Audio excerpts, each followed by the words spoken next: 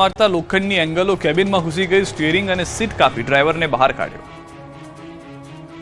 આગળ જતી કારને બચાવવા જતા ટ્રકે બ્રેક મારી અને લોખંડી એંગલો કેબિનમાં ઘૂસી ગઈ. વિચલિત કરી નાખે તેવા દ્રશ્યો વડોદરાના છે. વડોદરા શહેર પાસેથી પસાર થતા નેશનલ હાઈવે 48માં આવેલા દેણા બ્રિજ પર ટ્રક ચાલક આગળ જતી કાર ચાલકને બચાવવા જતા બ્રેક મારી. ટ્રકના પાછળના ભાગમાં રહેલ લોખંડની એંગલો કેબિનમાં આવી જતા ડ્રાઈવર ફસાઈ ગયો. સુરતથી અમદાવાદ જતા દેણા બ્રિજ પર ટ્રકનો ડ્રાઈવરનો સદનસીબે જીવ બચી ગયો, પરંતુ કેબિનમાં એવી ફસાઈ ગયો કે ફાયરની ટીમને પહોંચવું પડ્યું. ફાયરની ટીમે ઘટના સ્થળે પહોંચી રેસ્ક્યુ ઓપરેશન હાથ ધર્યું. 1 કલાકની ભારે જહેમત બાદ ટ્રક ચાલકને સીટ અને સ્ટીયરિંગ કાપી બહાર કાઢવામાં આવ્યો. ડ્રાઈવરને બહાર કાઢવા માટે મિની ક્રેનની પણ મદદ લેવાઈ. ઇજાગ્રસ્ત ટ્રક ચાલકને તાત્કાલિક હોસ્પિટલ ખસેડવામાં આવ્યો. અમદાવાદમાં ફરી એકવાર જોવા મળ્યો રફતારનો કહેર. વાસણા વિસ્તારમાં આવેલા ચંદ્રનગર BRTS ટ્રેકમાં જોરદાર અકસ્માત થયો.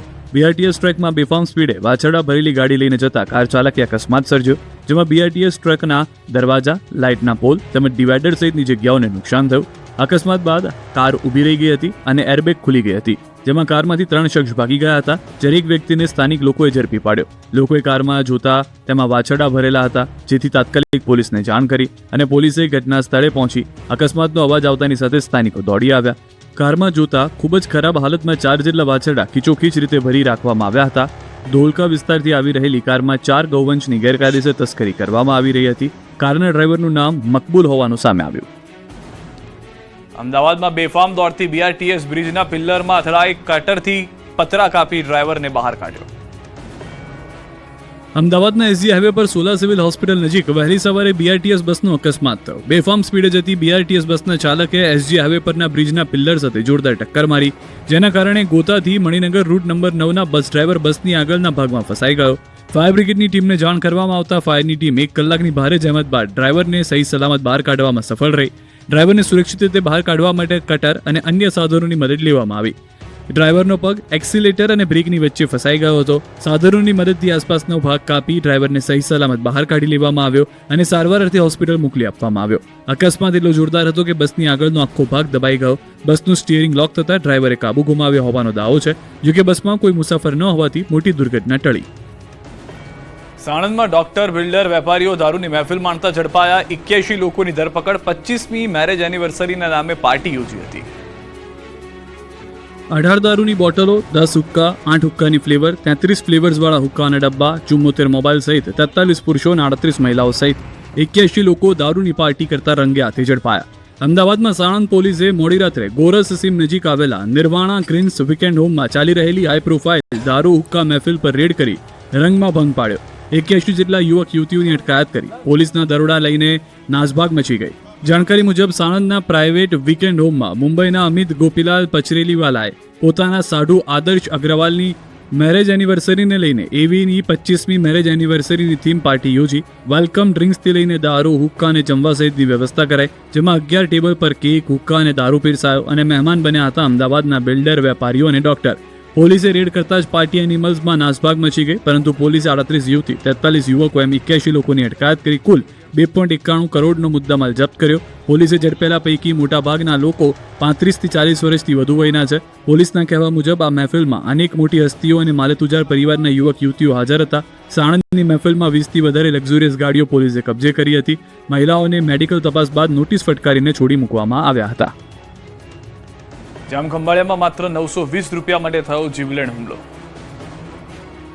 પાનના દુકાનદારને 920 રૂપિયાની ઉઘરાણી કરતા 4 લુખ્ખાઓએ બેફામ રીતે વેપારીને માર્યો હતો. જોકે પોલીસે 4 ટણી બાજુને પકડી હવા કાઢી નાખી. લુખ્ખા તત્વોના આતંકના દ્રશ્યો જામખંભાળિયાના છે. અહીં પાનના વેપારીએ લુખ્ખા પાસે બાકી 920 રૂપિયાની ઉઘરાણી કરી હતી, ત્યારે લુખ્ખા તત્વો ગુસ્સે ભરાયા અને વેપારી કંઈ સમજે તે પહેલા જ દુકાનમાં ઘૂસીને માર માર્યો. દ્રશ્યોમાં જોઈ શકાય છે કે વેપારી દુકાનની અંદર ખુરશીમાં બેઠો છે, ત્યારે એક શખ્સ દુકાનના થડા પર ઉભો રહી યુવાનને મારે છે, જ્યારે 2 ટપોરીઓએ વેપારીનો પગ પકડી રાખે છે અને એક વ્યક્તિ મારે છે. ઢોર માર મારી લોહી લુહાણ કરી નાખ્યો હતો. આ અંગેની ફરિયાદ કરતા પોલીસે 4 આરોપીઓને પકડી સરઘસ કાઢ્યું હતું. વરઘોડો કાઢી લુખ્ખાઓની હવા કાઢી હતી. જનતાના કામ કરવા બદલે વિસાવદર નગરપાલિકાના ચીફ ઓફિસર અને ભાજપ ઉપપ્રમુખ વચ્ચે ઝપાઝપી થઈ ગાળાગાળી પર ઉતરી આવ્યા. પત્રકાર છરી મારવાની વાત કર. જોવો તો ખરા કેનો ન્યાય છે, જોવો તો ખરા તમે. છરી હાથમાં લીધી છરી. જોવો તો ખરા. બે પૈસામાં વેચાઈ ગયો. તમે હું છો? અરે હું છું. એક પણ પૈસો બની નથી. એમ તમે વાત તમે જનતાના કામ કરવાની બદલે નગરપાલિકાની ચીફ ઓફિસર અને ભાજપના ઉપપ્રમુખ વચ્ચે કંઈક આ પ્રકારે જામી પડી. પદાધિકારીઓ વચ્ચે ખુલ્લેઆમ ઝઘડો થયો. જૂનાગઢ જિલ્લાની વિસાવદર નગરપાલિકામાં વહીવટીતંત્ર અને ચૂંટાયેલા પ્રતિનિધિઓ વચ્ચેના ગજગ્રાહે હિંસક સ્વરૂપ ધારણ કર્યું.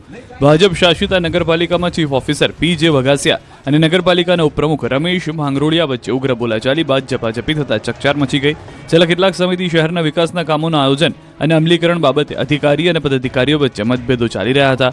આ મામલે રજૂઆત કરવા ગયેલા ઉપપ્રમુખ અને અન્ય સભ્યો સાથે ચીફ ઓફિસરની ચેમ્બરમાં ચર્ચા ચાલી રહી હતી, જે દરમિયાન મામલો બિચક્યો. શહેરના પ્રાથમિક પ્રશ્નોના નિકાલમાં વિલંબ થતો હોવાના આક્ષેપ સાથે સભ્યો રોષે ભરાયા. આ આખી ઘટનામાં બંને પક્ષો એકબીજા પર ગંભીર આક્ષેપ કર્યા. Chief officer પી.જે. વઘાસિયાએ આવેશમાં આવીને તેઓને છરી બતાવી ડરાવવાનો પ્રયાસ કર્યો.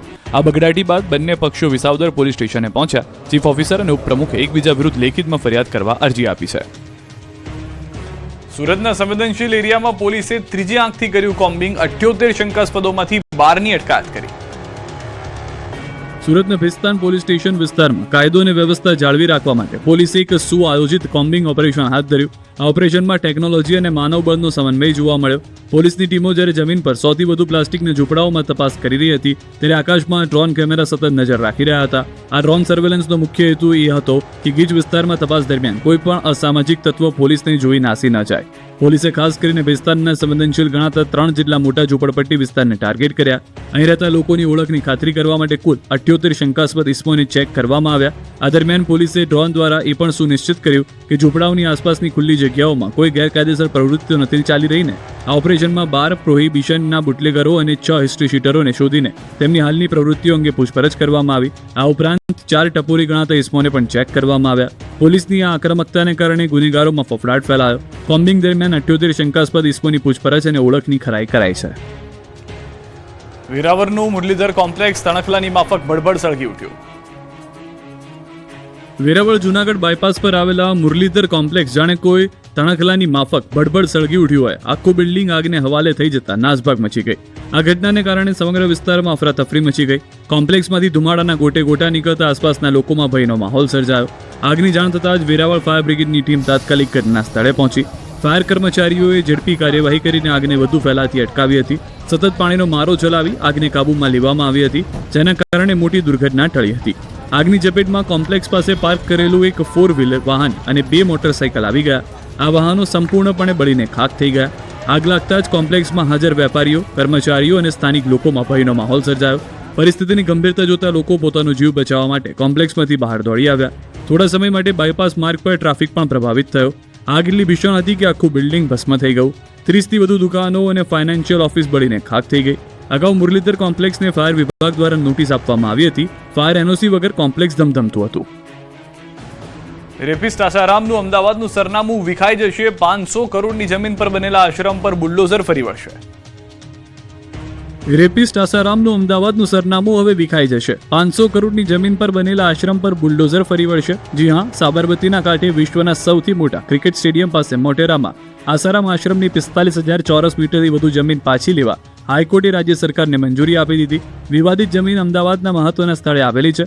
કોર્ટ સમક્ષ રાજ્ય સત્તાવાળાઓએ એક મજબૂત હકીકત આધારિત રજૂ કરી હતી કે દાયકાઓ પહેલા માત્ર મર્યાદિત ધાર્મિક ઉપયોગ માટે આપવામાં આવેલી જમીન ધીમે ધીમે તેની કાયદેસર સીમાઓને પાર કરતી ગઈ. જમીન ફાળવણી સાથે જોડાયેલી શરતો સ્પષ્ટ હતી કે તેમાં કોઈ વ્યવસાયિક પ્રવૃત્તિ નહીં થાય, કોઈ અનધિકૃત બાંધકામ નહીં થાય અને જરૂરી મંજૂરીઓનું કડક પાલન કરવામાં આવશે. તેમ છતાં તપાસ દરમિયાન ફાળવેલી જમીન કરતાં ઘણી વધારે જમીન પર વ્યાપક બાંધકામ અને કબજો થયેલો હોવાનું બહાર આવ્યું. રાજ્યના કેસને વધુ વજન આપતી બાબત એ હતી કે આશ્રમે જાતે જ વારંવાર અનધિકૃત બાંધકામને નિયમિત કરવાની અરજીઓ કરી હતી. હાઈકોર્ટના ચુકાદા બાદ લાંબા સમયથી કાનૂની ગૂંચવણમાં અટવાયેલી વિશાળ જમીન હવે રાજ્ય સરકારના નિયંત્રણમાં પાછી આવવાની દિશામાં છે. 500 કરોડની જમીન પર બનેલા આસારામ આશ્રમમાં 32 જેટલા ગેરકાયદે બાંધકામ કરવામાં આવેલા છે, જેને દૂર કરવા માટે અમદાવાદ મ્યુનિસિપલ કોર્પોરેશને નોટિસ આપી હતી. કોમનવેલ્થને લઈને નરેન્દ્ર મોદી સ્ટેડિયમ આસપાસ ડેવલપમેન્ટ માટે આસારામ આશ્રમ સહિતના દબાણો દૂર થશે. સરકારે આ 3 આશ્રમ ઉપરાંત 150 જેટલા રહેણાંક મકાનોને પણ નોટિસ ફટકારી હતી. પવનચક્કીના હેવી વાહનથી દ્વારકાના લોકો કંટાળ્યા, કર્યો વિરોધ. દ્વારકા જિલ્લાના ચારબારા ગામે ખેડૂતોએ એકઠા થઈ હોબાળો કર્યો. આક્ષેપ છે કે ચારબારા ગામે વીજ ઉત્પાદન કરતી પવનચક્કીના હેવી વાહનો પસાર થતા નાના એવા ગામના રસ્તાઓ બંધ થઈ ગયા. ગામના સાંકડા રસ્તાઓ પરથી હેવી વાહનો પસાર થતા રસ્તાઓ કલાકો સુધી બંધ થઈ જાય છે, જેને લઈને ગ્રામજનોને મુશ્કેલી પડી રહી છે. આ મામલે ગ્રામજનો અને વીજ ઉત્પાદન કરતી કંપનીના કર્મચારીઓ વચ્ચે થઈ ઉગ્ર બોલાચાલી. જો કે મામલો ઉગ્ર બનતા પોલીસની ટીમ પણ સ્થળ પર પહોંચી, જેમાં કેટલાક દેખાવકારોની પોલીસે અટકાયત કરી હતી. આણંદ જિલ્લાની ખંભાત નગરપાલિકામાં આજે બોર્ડ મીટિંગ યોજાઈ, જેમાં સફાઈ કામદારોનો 7મા પગાર પંચના લાભનો મુદ્દો છવાયો હતો. બોર્ડ મીટિંગ દરમિયાન સફાઈ કામદાર તેમની રજૂઆત કરવા બોર્ડમાં ધસી આવ્યા હતા. 28મી ફેબ્રુઆરીએ તમામ ચૂંટાયેલા સભ્યોને મુદત પૂર્ણ થાય છે અને આજે પાલિકાની છેલ્લી બોર્ડ મીટિંગ હતી. હાલ પાલિકામાં 280 સફાઈ કામદારો તેમના 7મા પગાર પંચનો લાભ મળવાથી હડતાલ પર છે. તો બોર્ડ મીટિંગમાં સફાઈ કામદારો 7મા પગાર પંચની લાભ મેળવવા માટે રજૂઆત કરવા ધસી આવ્યા અને પ્રમુખ, ઉપપ્રમુખ અને કમિટી ચેરમેન વિરુદ્ધ સૂત્રોચ્ચાર કર્યા. પરિસ્થિતિ એ હદે વણસી હતી કે બોર્ડ મીટિંગમાંથી આ તમામ સભ્યો બહાર નીકળી શકે તેમ ન હતા. સફાઈ કર્મચારીઓએ બોર્ડ રૂમની ઘેરાબંધી કરી હતી. ખંભાત એર પોલીસે હસ્તક્ષેપ કરી મામલો થાળે પાડ્યો.